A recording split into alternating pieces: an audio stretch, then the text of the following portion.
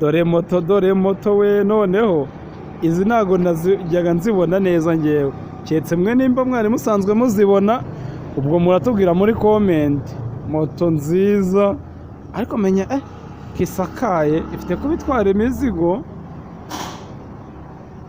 Hariho n'izina ni Jado, izi nimero ni izanyu ngirengo. Izo nimero ni izacu n'iz'abakiriya batubonaho. Tugerageza gushyiraho nimero kugira ngo nko mu gihe umuntu aparitse niba zibona bahita bahamagara n'umuntu hanyuma bahita bitaba. Tubatwaze imizigo igiye itandukanye. Amakuru ni meza nta kibazo. Muzi musanzwe ni sawa? Nta kibazo kabisa, turashima Imana. Mwitwa nde?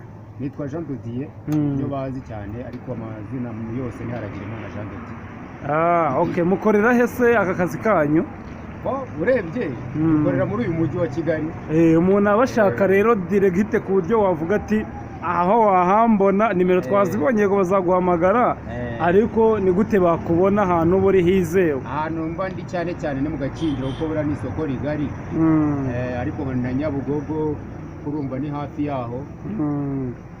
Ariko aderese cyane cyane mu Gakinjiro. Ubwo mu Gakinjiro ko ku Gisozi? Gakinjiro ku Gisozi. Ubwo mu mujyi n'undi ni hafi yaho, Nyabugogo ni hafi yaho, ndetse n'umuntu uri Kimironko ntago yagakwiye kuvuga ngo ni kure kuko none no kuguhamagara ni Remera na za Gikondo ni Gikondo.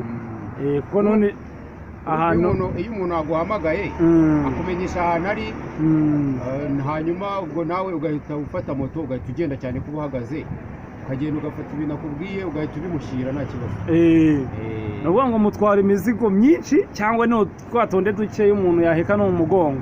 Nkuko wayibonye moto yanjye wabonye ko ari nshyashya, iracyari nzima.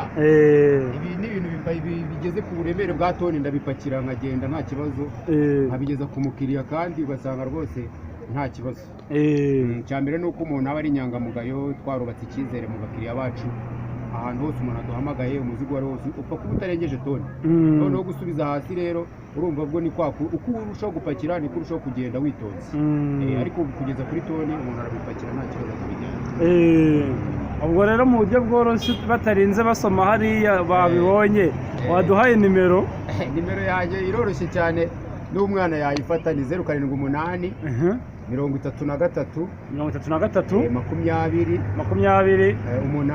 20 8 ugahita ubona Jado, hanyuma akaza akagutwaza ibintu byawe kandi neza cyane.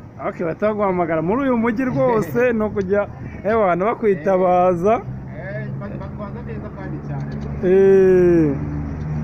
Sawa murakoze, ciao turi kumwe. Murakoze cyane.